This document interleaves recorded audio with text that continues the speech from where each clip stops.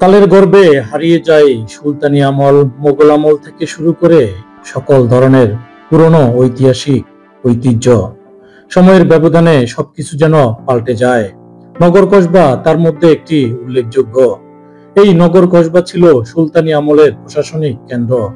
বাংলাদেশ অঞ্চলে প্রায় 37টি প্রশাসনিক কেন্দ্র ছিল, যেগুলোকে বলা হতো কসবা নামেই। জেলা শহরের আশেপাশে খুব মর্যাদাপূর্ণ অঞ্চলে এই কসবাগুলো তৈরি হয়েছিল, যেন জেলা শহরের সঙ্গে দূরত্ব কিছুটা নিরসন করে ব্যবসায়িক কার্যক্রম চালিয়ে নেওয়া যায়। ইতিহাস থেকে জানা যায়, সুলতানি আমলে মুন্সিগঞ্জের বিক্রমপুরে বেশিরভাগ কসবা তার পূর্বের গুরুত্ব হারিয়ে ফেলেছে। সে সময় এই কসবাগুলোতে একজন প্রশাসনিক কর্মকর্তা, একজন কাজী এবং একজন কোতোয়াল থাকতেন।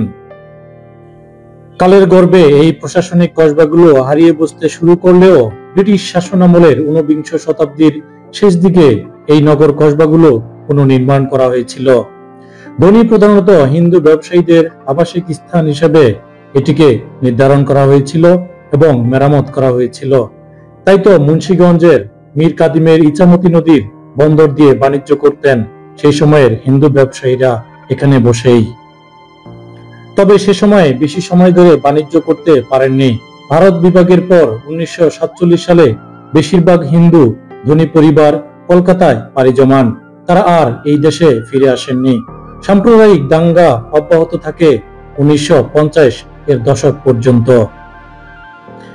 এই কসবাগুলোতে বসতি স্থাপন করে থাকলেও 1971 সালের যুদ্ধের সময় পুরোপুরিভাবে এখানের বসবাসরত হিন্দু ব্যবসায়ীরা এই আবাসস্থল ছেড়ে চলে যান ভারতে।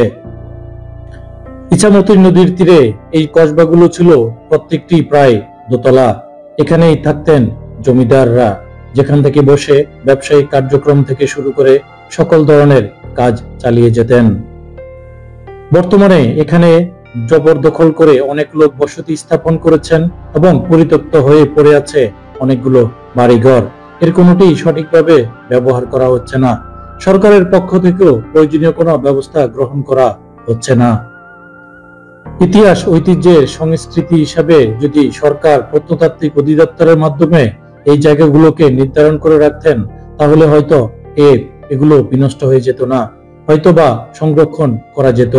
তবে চাইলে সরকার এখনো পদক্ষেপ নিতে পারেন এই পুরনো ঐতিহ্য, ইতিহাস, সংস্কৃতি, সুলতানি আমলের তৈরি নির্মিত এই কসবাগুলোর ঐতিহ্য ধরে রাখতে। এই নগর কসবা ঘুরতে হলে আপনাকে ঢাকা থেকে আসতে হবে সরাসরি মুন্সিগঞ্জ। মুন্সিগঞ্জ থেকে আপনি অটোযোগে এখানে মীর কাদিমের কথা বললে যে কেউ জায়গাটি দেখিয়ে দিবে। সেখানে আসলে কাউকে বললেই নগর কসবাটি চোখে পড়বে। তারপর সেখানে আপনি উন্মুক্ত পরিবেশে ঘুরে ঘুরে দেখতে পারবেন সেই সুলতানি আমলের এই নিদর্শনগুলো।